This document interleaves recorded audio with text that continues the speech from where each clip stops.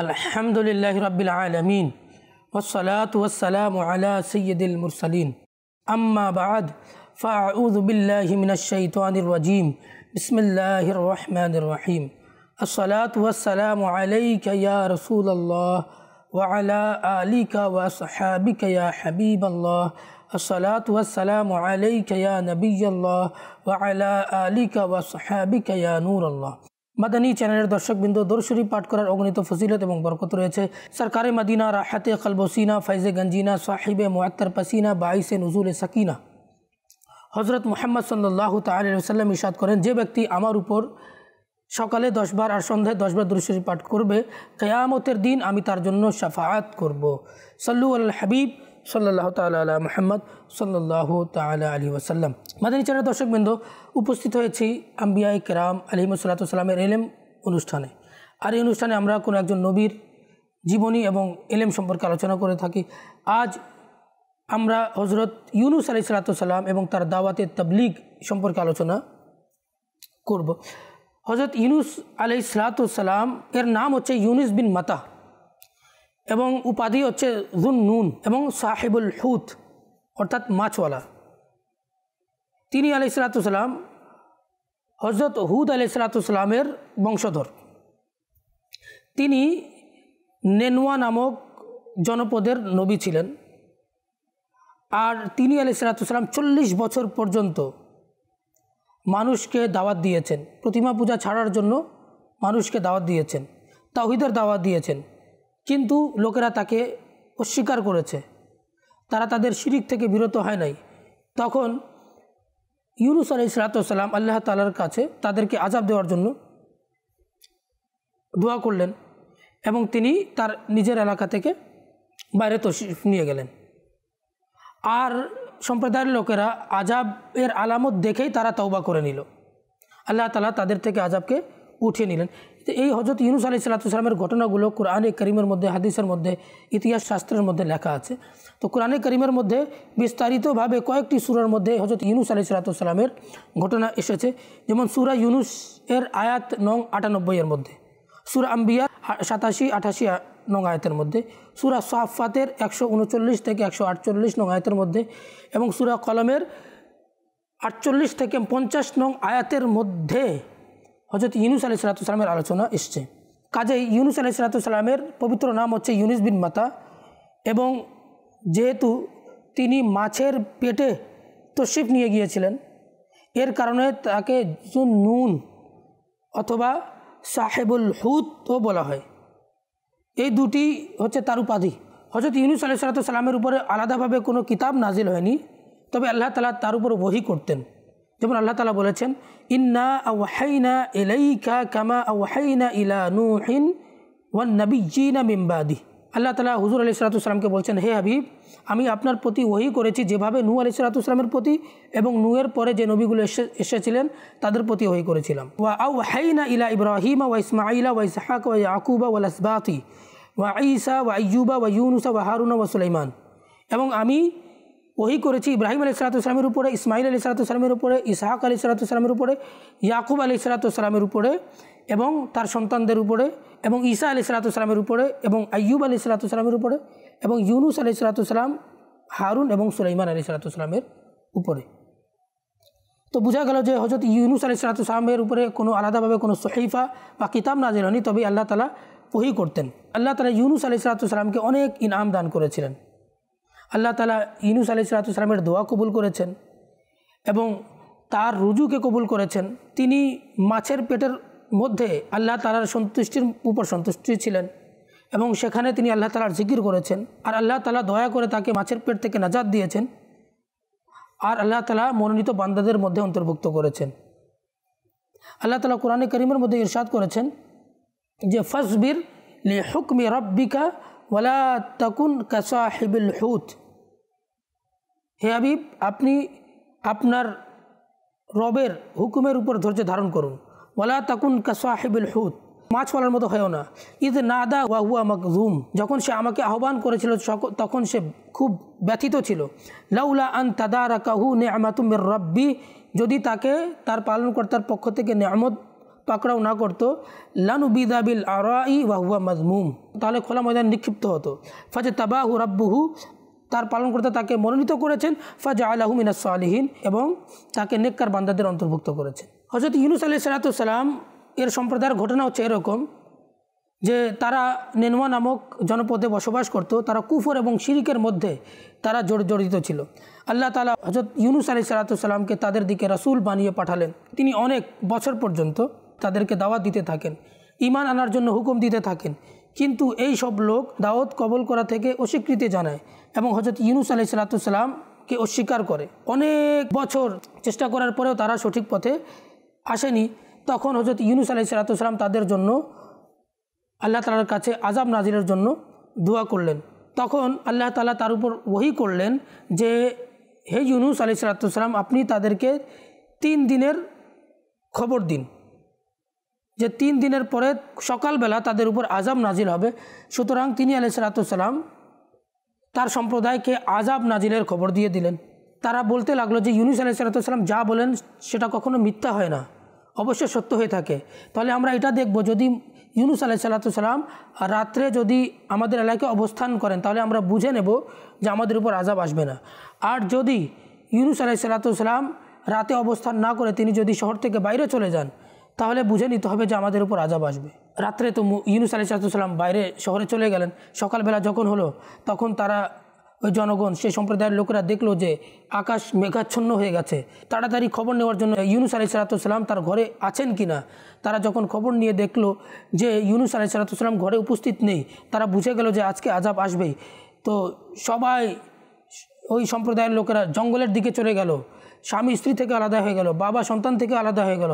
সবাই আল্লাহ তাআলার কাছে প্রার্থনা করতে থাকলো। তারা আযাবের আলামত দেখে নিল, দেখে তারা প্রার্থনা করছে আর আল্লাহর কাছে তওবা করছে, শিরিক থেকে তওবা করলো, কুফর থেকে তওবা করলো, আর আল্লাহ তাআলা তাদের তওবাকে কবুল করলেন। এখানে একটা প্রশ্ন থেকে যায় যে হযরত ইউনূস আলাইহিস সালামের সম্প্রদায়ের তওবা আল্লাহ তাআলা কবুল করে নিলেন, কিন্তু ফেরাউনও তো যখন সমুদ্রে ডুবে যাচ্ছিল তখন সে তওবা করেছিল, কিন্তু আল্লাহ তাআলা তার তওবা কবুল করেননি। এর কারণটা কি? কারণটা স্পষ্ট যে ইউনূস আলাইহিস সালামের সম্প্রদায় আযাব দেখেনি, আযাবের আলামত দেখেছিল। যদি তারা আযাব আসার পরে যদি ঈমান আনতো, আযাব দেখার পরে যদি তারা ঈমান আনতো তাহলে তাদের ঈমান কবুল হতো না। কিন্তু ফেরাউন আল্লাহ তাআলার আযাবের মধ্যে ডুবে গিয়েছিল আর আযাবকে দেখে নিয়েছিল, এই জন্য তার ঈমান কবুল হয়নি।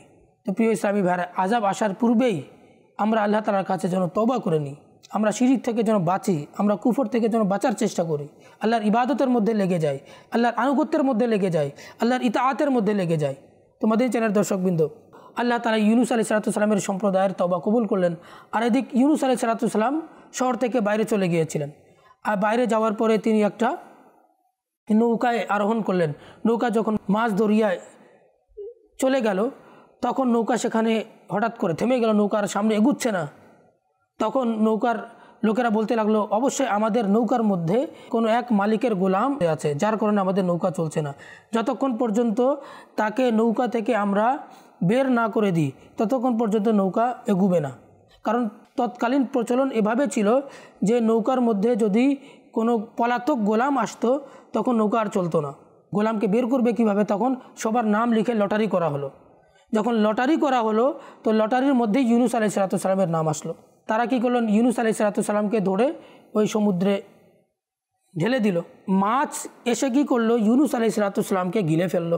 আর আল্লাহ তাআলা মাছকে ইলহাম করলেন যে তুমি ইউনূস আলাইহিস সালামকে ভক্ষণ করবে না। আল্লাহ তাআলা আগে থেকে ওহী করে দিলেন। তো মাছ কি করলো? পেটের মধ্যে রেখেছিল। রিওয়ায়াতের মধ্যে আসছে যে তিনি 3 দিন বা 7 দিন বা 40 দিন পর্যন্ত মাছের পেটে তিনি আল্লাহ তাআলার জিকির করছিলেন। তো কয়েকটা অন্ধকারে তিনি সম্মুখীন হয়েছিলেন ইউনূস আলাইহিস সালাম। একটা সমুদ্রের অন্ধকার ছিল, তারপর রাতের অন্ধকার ছিল, তারপর মাছের পেটের অন্ধকারও ছিল। সেখানেও কিন্তু তিনি আল্লাহকে ভুলেন নাই, সেখানে তিনি আল্লাহ তাআলার জিকির করছেন। আর তিনি জিকির করতে লাগলেন যে লা ইলাহা ইল্লা আনতা সুবহানাকা ইন্নী কুনতু মিনাজ জালিমিন। তিনি জিকির করতে লাগলেন। মাছ এসে কি করলে? সমুদ্রের কিনারে এসে উগলে দিল ইউনূস আলাইহিস সালামকে। তো তখন ইউনূস আলাইহিস সালামের শরীর খুবই দুর্বল। একটা শিশু বাচ্চার শরীর কেমন দুর্বল হয়, একদম দুর্বল হয়ে গেল এবং শরীরের মধ্যে যে লোমগুলো ছিল সেই লোমগুলোও বাকি থাকলো না, দুর্বল হয়ে গেলেন। আল্লাহ তাআলা ইউনুস আলাইহিসসালামের জন্য কী করলেন, একটা কদু গাছ অর্থাৎ লাউ গাছ সেখানে উদ্গত করে দিলেন। আচ্ছা, লাউ এর কিন্তু কি হয়, লতা পাতা হয়, ওটা মাটিতে বিছানো থাকে, বা গ্রামের মধ্যে আলাদাভাবে একটা মাচান বা কোনো কিছু বানানো হয়, সেটার উপর ওর শাখাগুলো থাকে। কিন্তু আল্লাহ তাআলার কুদরত এটা যে এমনভাবে আল্লাহ তাআলা উদ্গত করলেন লাউ গাছকে যে সেটা শাখা প্রশাখা ছিল, এবং এই শাখা প্রশাখার ছায়ার মধ্যে ইউনুস আলাইহিসসালাম আরাম করতেন। আর আল্লাহ তাআলা একটা ছাগলকে পাঠিয়ে দিলেন, সেই ছাগল এসে প্রত্যেক দিন কী করতো, যে ইউনুস আলাইহিসসালামকে দুধ পান করিয়ে দিত। তো এই দুধ পান করার কারণে ইউনুস আলাইহিসসালামের আবার পূর্বের ন্যায় শক্তি চলে আসলো, আবার লোমগুলো, শরীরের মধ্যে যে লোমগুলো ছিল সেগুলো আবার চলে আসলো। তো মাদানী চ্যানেলের দর্শকবৃন্দ, দেখুন যে আল্লাহ তাআলা কেমন কৃপা করেছেন ইউনুস আলাইহিসসালামের প্রতি। অনেকের ধারণা আসতে পারে যে ইউনুস আলাইহিসসালামকে আল্লাহ তাআলার আদেশে মাছ গিলে ফেললো, তিনি এত কষ্টের মধ্যে আসলেন। আসলে ইউনুস আলাইহিসসালামের মাধ্যমে যে কাজটা হয়েছিল সেটা ছিল খেলাফে আউলা কাজ। নাউজুবিল্লাহ মিন যালিক, কেউ যেন এটা না মনে করে যে নবীর মাধ্যমে নাউজুবিল্লাহ গুনাহ হয়েছে। না, নবীরা গুনাহ থেকে পবিত্র, কিন্তু আল্লাহ তাআলা তার প্রিয় বান্দাদের খেলাফে আউলা কাজও পছন্দ করেন না। তো আল্লাহ তাআলা তার প্রিয় বান্দাদের খেলাফে আউলা কাজের মধ্যে আল্লাহ তাআলা মালিক ও মুখতার, তিনি চাইলে পাকড়াও করতে পারেন। কিন্তু আমাদের সাধারণ ব্যক্তিদের কারো এটা সাহস নেই যে কোনো আল্লাহ তাআলার নৈকট্যশীল বান্দাদের ব্যাপারে আমরা কোনো মুখ খুলব। তিনি আল্লাহর নবী ছিলেন, আর আল্লাহ তাআলা পরে পূর্বের না আবার শক্তি দিয়ে দিলেন। হুজুর পাক সাল্লাল্লাহু আলাইহি সাল্লাম বলেছেন, যারা এই দোয়া ইউনুস আলাইহিসসালামের দোয়া পাঠ করবে, লা ইলাহা ইল্লা আনতা সুবহানাকা ইন্নী কুনতু মিনাজ জালিমিন, তো তার মনের যে আশা রয়েছে আল্লাহ তাআলা তার উদ্দেশ্যকে পূরণ করে দিবেন, তা আল্লাহ তাআলা তার দোয়াকে কবুল করবেন। তো আল্লাহ তাআলা কোরআনে কারীমের মধ্যে বলেছেন, ফালাউলা আন্নাহু কানা মিনাল মুসাব্বিহিন, যদি ইউনুস আলাইহিসসালাম তাসবিহ যদি না পড়তেন, লালাবিসা ফি বাতনিহি ইলা ইয়াউমি ইউবআসুন, তাহলে তিনি কিয়ামত পর্যন্ত মাছের পেটেই তিনি থাকতেন। মুফাসসিরগণ বলেন, তোমরা সহজতার সময় তোমরা আল্লাহ তাআলার জিকির করো, তাহলে তিনি তোমাদেরকে কঠোরতা এবং বিপদের সময় তিনি স্মরণ করবেন। কেননা হযরত ইউনুস আলাইহিসসালাম আল্লাহ তাআলার নেক বান্দা এবং আল্লাহ তাআলার জিকিরকারী ছিলেন। যখন তিনি মাছের পেটের মধ্যে গেলেন, তখন আল্লাহ তাআলা তার ব্যাপারে বললেন, ফালাউলা আন্নাহু কানা মিনাল মুসাব্বিহিন, যদি তিনি তাসবিহ পাঠ না করতেন, লালাবিসা ফি বাতনিহি ইলা ইয়াউমি ইউবআসুন, কিয়ামত পর্যন্ত তিনি তার পেটেই থাকতেন। ফিরআউন যখন ডুবে যাচ্ছিল, সে কি বলছিল, আমানতু আন্নাহু লা ইলাহা ইল্লাল্লাযী আমানাত বিহি বানু ইসরাইল, আমি এই কথার উপর ঈমান এনেছি যে তিনি ব্যতীত কোনো মাবুদ নেই যার উপর বনি ইসরাইল ঈমান এনেছে। তখন আল্লাহ তাআলা ইরশাদ করলেন, এখন কি তুমি ঈমান আনছো, অথচ এর পূর্বে তো তুমি অবাধ্য ছিলে। যখন হযরত ইউনুস আলাইহিসসালাম দোয়া চাইলেন, তখন আল্লাহ তাআলা তাকে মাছের পেট থেকে বের করে ময়দানে রেখে দিলেন, এবং মাছের পেটে থাকার কারণে তিনি দুর্বল হয়ে গিয়েছিলেন। তো আল্লাহ তাআলা কোরআনের মধ্যে সেই ঘটনাকে এভাবে উল্লেখ করছেন, এরপর আমি তাকে ময়দানে রেখে দিলাম এবং সে অসুস্থ ছিল। আর আল্লাহ তাআলা যে হযরত ইউনুস আলাইহিসসালামের জন্য ওই লাউ গাছ উদ্গত করেছিলেন, সেটাও কোরআনের মধ্যে আল্লাহ তাআলা উল্লেখ করেছেন, ওয়া আমবাতনা আলাইহি শাজারাতাম মিন ইয়াকতিন, আমি তার জন্য লাউ গাছ আমি উদ্গত করে দিলাম। সুবহানাল্লাহ, দেখুন না, কোরআনের মধ্যে লাউয়ের আলোচনাও কোরআনের মধ্যে রয়েছে। হযরত ইউনুস আলাইহিসসালাম আবার ওই যে নেনওয়া নামক জনপদ ছিল, সেখানকার 1 লক্ষ লোক বা তার চেয়ে বেশি লোক তাদের দিকে পাঠালেন। তারা আযাবের প্রভাব দেখে তওবা করে নিয়েছিল। এরপর হযরত ইউনুস আলাইহিসসালাম পুনরায় তাশরিফ আনার পর তারা হযরত ইউনুস আলাইহিসসালামের উপর ঈমান আনলো, এবং আল্লাহ তাআলা সম্প্রদায়কে তাদের শেষ বয়স পর্যন্ত তাদেরকে সচ্ছলতা অবস্থায় আল্লাহ তাআলা রাখলেন। আল্লাহ তাআলা ইরশাদ করলেন, আমি তাকে 100,000-এর দিকে প্রেরণ করলাম, অর্থাৎ 1 লক্ষ লোকের দিকে প্রেরণ করলাম বা তার চেয়ে অধিক। ফাআমানু, তারা ঈমান আনলো।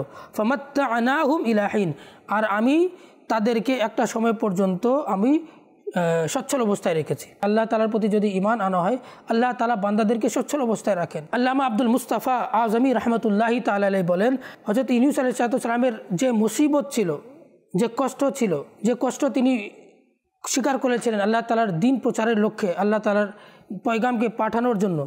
এর দ্বারা আমরা এটা হেদায়েত পাই যে আল্লাহ তাআলা নিজের খাস বান্দাদেরকে বিভিন্ন পরীক্ষায় সম্মুখীন করেন। তো আল্লাহ তাআলা ইউনূস আলাইহিস সালামকে পরীক্ষা করেছিলেন, তো তিনি পরীক্ষায় উত্তীর্ণ হয়েছেন। কিন্তু যখন বান্দা পরীক্ষায় পড়ে যায় আর পরীক্ষায় যাওয়ার পরে সে ধৈর্য এবং অটলতার মধ্যে থাকে এবং সে ওই বিপদের মধ্যে আল্লাহ তাআলাকে ভুলে যায় না, আল্লাহ তাআলার স্মরণ থেকে সে গাফেল হয় না, আল্লাহ তাআলার ইবাদতের মধ্যে লেগে থাকে, তো আল্লাহ তাআলা নিজের বান্দাদেরকে নাজাত দান করেন যা সে কল্পনা করতে পারবে না। চিন্তা করুন যে হযরত ইউনূস আলাইহিস সালামকে যখন নৌকাওয়ালারা সমুদ্রের মধ্যে নিক্ষেপ করলো, তখন তার জীবন এবং তার নিরাপত্তার কোন মাধ্যম বাকি ছিল যে তিনি বাঁচতে পারতেন? মাছ গিলে ফেললো, তখন কে ছিল যে তাকে সহযোগিতা করত? কে ছিল তাকে সাহায্য করত? কিন্তু সেই অবস্থায় যখন তিনি আয়াতে করিমা তিনি আল্লাহকে স্মরণ করলেন, তখন আল্লাহ তাআলা তাকে মাছের পেট থেকে জীবিত অবস্থায় নিরাপদ অবস্থায় বের করলেন এবং মাছের পেট থেকে তাকে একটা খোলা ময়দানে নিয়ে আসলেন। এরপর তাকে সুস্বাস্থ্য দান করলেন, তাকে শক্তি দান করলেন এবং আবার ওই সম্প্রদায়ের দিকে তিনি পাঠিয়ে দিলেন। আবার তার দাওয়াত এবং তাবলীগের মাধ্যমে 1 লক্ষ লোক ঈমান নিয়ে আসে। সুবহানাল্লাহ। তো যে কোনো কাজ আমরা ইবাদত করি, রিয়াজত করি, আবার নিজের মধ্যে অহংকার আনা যাবে না। আমাদেরকে মনে করতে হবে এগুলো সব আল্লাহ তাআলার তৌফিকের মাধ্যমে। আল্লাহ তাআলা তৌফিক দিয়েছেন বিধায় আমরা নামাজ পড়তে পারছি, আল্লাহ তৌফিক দিয়েছেন বিধায় আমরা জিকির আজকার করতে পারছি, আল্লাহ তৌফিক দিয়েছেন বিধায় আমরা রোজা রাখতে পারছি, আল্লাহ তৌফিক দিয়েছেন বিধায় আমরা সদকা দিতে পারছি, তৌফিক দিয়েছেন বিধায় আমরা যাকাত দিতে পারছি, আল্লাহ তৌফিক দিয়েছেন বিধায় আমরা গরিব লোকদের সাহায্য করতে পারছি। গরিব লোকদের সাহায্য করে আবার অহংকার করা যাবে না। আল্লাহ তাআলা যেন আমাদেরকে বোঝার তৌফিক দান করুন। হযরত আব্দুল্লাহ ইবনে আব্বাস রাদিয়াল্লাহু তাআলা থেকে বর্ণিত যে হুজুর আকরাম সাল্লাল্লাহু আলাইহি ওয়াসাল্লাম ইরশাদ করেন, তোমাদের মধ্য থেকে কখনো যেন কেউ এটা না বলে যে আমি হযরত ইউনূস আলাইহিস সালাম থেকে উত্তম। তো দেখুন এখানে যে এই হাদিসটা বর্ণনা করা হয়েছে, এটার 2টা ব্যাখ্যা রয়েছে। এর দ্বারা উদ্দেশ্য হচ্ছে যে নবী করিম সাল্লাল্লাহু আলাইহি ওয়াসাল্লামের জাতকে বোঝানো হয়েছে যে আমি ইউনূস আলাইহিস সালামের চেয়ে উত্তম নয়। কিন্তু এক্ষেত্রে হাদিসের ব্যাখ্যা এটা হবে যে এই ফরমান হুজুর সাল্লাল্লাহু আলাইহি ওয়াসাল্লাম তখন বলেছিলেন যখন ইউনূস আলাইহিস সালাম থেকে উত্তম হওয়ার যখন তার ইলম ছিল না। আল্লাহ তাআলা যখন হুজুর সাল্লাল্লাহু আলাইহি ওয়াসাল্লামকে জানাননি যে আপনি সমস্ত আম্বিয়া কেরাম আলাইহিস সালাম এর চেয়ে উত্তম, তখনকার এটা কথা ছিল। কিন্তু পরে যখন আল্লাহ তাআলা ওহী করে দিলেন, তখন হুজুর পাক সাল্লাল্লাহু আলাইহি ওয়াসাল্লাম বললেন যে আমি আদম সন্তানদের মধ্যে সবচেয়ে উত্তম। আমাদের আর কেনই বা হবে না, আমাদের নবী সাল্লাল্লাহু আলাইহি ওয়াসাল্লাম হচ্ছেন সমস্ত আম্বিয়ার সরদার। তিনি মেরাজের রাত্রিতে সমস্ত আম্বিয়ার ইমামতি করেছেন। তিনি মেরাজের রাত্রিতে আল্লাহ তাআলার কাছে গিয়েছেন, আল্লাহ তাআলার সাথে সাক্ষাৎ করেছেন, আল্লাহ তাআলার দিদার দ্বারা ধন্য হয়েছেন। তো হাদিসের ব্যাখ্যা জানতে হয় আমাদের। অনেক সময় আয়াতের নাসিক মনসুখ জানতে হয়, হাদিস সম্পর্কে জানতে হয়। এই যে কথাটা হুজুর পাক সাল্লাল্লাহু আলাইহি ওয়াসাল্লাম বলেছেন এটা পূর্বের কথা, এবং আল্লাহ তাআলা আবার ওহী করে দিলেন যে আপনি সমস্ত নবীর চেয়ে উত্তম। তখন হুজুর পাক সাল্লাল্লাহু আলাইহি ওয়াসাল্লাম বলে দিলেন যে হুজুর আলাইহিস সালাম বিনয় অর্থে বিনয় করার জন্য তিনি বলেছেন। আমরা যখন কোনো মুসিবতে পড়ব, কোনো বিপদের সম্মুখীন হব, তো আমাদের উচিত আল্লাহ তাআলার জিকির করা, আজকার করা। আমরা লা ইলাহা ইল্লা আনতা সুবহানাকা ইন্নী কুনতু মিনাজ জালিমিন পাঠ করি, নেক নিয়তের জন্য আমরা এটা পাঠ করি। কোনো দোয়ার ক্ষেত্রে যদি আমাদের কোনো আশা আকাঙ্ক্ষা থাকে, আমরা এই দোয়াটি আমরা পাঠ করি, পাঠ করে তারপর আল্লাহ তাআলার কাছে যেন দোয়া চাই, আল্লাহ তাআলা আমাদের দোয়া কবুল করবেন। একবার আরজ করা হলো, ইয়া রাসূলুল্লাহ সাল্লাল্লাহু আলাইহি ওয়াসাল্লাম আপনি লাউ শরীফ খুব পছন্দ করেন, আপনি কদু শরীফ খুব পছন্দ করেন। রাসূল করিম সাল্লাল্লাহু আলাইহি ওয়াসাল্লাম ইরশাদ করলেন, হ্যাঁ আমি এজন্য পছন্দ করি যে এটা আমার ভাই হযরত ইউনূস আলাইহিস সালামের বৃক্ষ। লাউ গাছকে হুজুর পাক সাল্লাল্লাহু আলাইহি ওয়াসাল্লাম ইউনূস আলাইহিস সালামের বৃক্ষ দ্বারা আখ্যায়িত করেছেন। তো মাদানী চ্যানেলের দর্শকবৃন্দ, আমরাও লাউ খাই, কারণ আর সুন্নাতের নিয়ত যদি আমরা খাই ইনশাআল্লাহ সওয়াবও আমরা পাবো। কারণ ফিতনা ফাসাদের যুগে যারা রাসূল করিম সাল্লাল্লাহু তাআলা সাল্লামের সুন্নাতের উপর যারা আমল করবে তাদেরকে 100 শহীদের সওয়াব দান করা হবে। একটি সুন্নাতের উপর আমল করবেন 100 শহীদের সওয়াব। হুজুর পাক সাল্লাল্লাহু আলাইহি ওয়াসাল্লাম কদু শরীফ, লাউ শরীফ খুব পছন্দ করতেন। তো আমরা আমাদের সন্তানদেরকে বুঝাই আর তাদেরকেও আমরা বলি যে এটা আমাদের নবী পাক সাল্লাল্লাহু আলাইহি ওয়াসাল্লাম পছন্দ করতেন। আর আমাদের অনেক মুসলমান ভাইদের মাঝেও, মুসলমান সোসাইটিতে এটা প্রসিদ্ধও রয়েছে, আমরা কিন্তু লাউকে লাউ শরীফ বলি। এই জন্য বলি যে রাসূল করিম সাল্লাল্লাহু আলাইহি ওয়াসাল্লাম এটা পছন্দ করতেন। তো রাসূল করিম সাল্লাল্লাহু আলাইহি ওয়াসাল্লামের সাথে যে বস্তুর নিসবত হয়ে যায় সেটাও সম্মানিত হয়ে যায়। আল্লাহ তাআলা যেন আমাদেরকে বুঝার তৌফিক দান করুক। মাদানী চ্যানেল দর্শক বিন্দু, আজ এই পর্যন্ত। আগামী অনুষ্ঠানে আবার আপনাদের সম্মুখে একটা নতুন বিষয় নিয়ে উপস্থিত হব। ততক্ষণ পর্যন্ত আপনারা ভালো থাকুন, সুস্থ থাকুন, মাদানী চ্যানেল দেখতে থাকুন। সাল্লু আলাল হাবিব সাল্লাল্লাহু তাআলা আলা মুহাম্মদ সাল্লাল্লাহু আলাইহি ওয়াসাল্লাম।